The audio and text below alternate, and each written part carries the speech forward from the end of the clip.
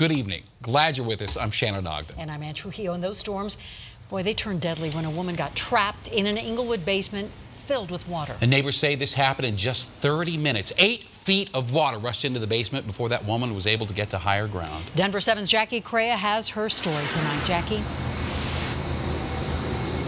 Yeah, Rachel Haber died after she was trapped in the basement of this home behind me. She was running a favor for a friend and stopping by after work to feed her friend's cat. Her mother tells me tonight that she is absolutely devastated, but only comforted by the fact that she passed helping a friend. The water just came rushing in all the windows and doors. After last night's storm, Hillary Kilcarney has a lot of cleanup. Floodwater destroyed her basement. We had a lot of things down there that were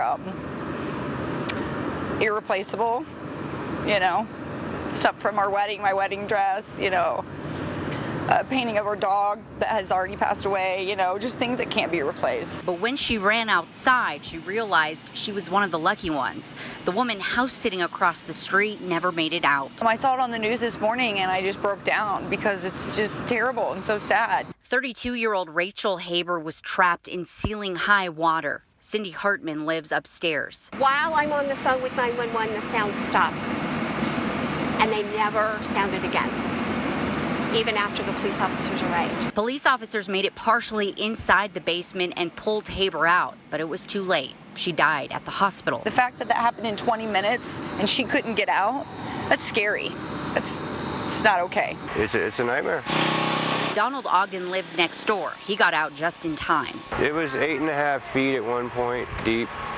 The whole basement to the roof was flooded. Many don't have flood insurance on this street, and as they realize the hardship ahead of them, a quick glance to the home that lost the most reminds them they are lucky to be alive. It's tragic. I think I'm still in shock.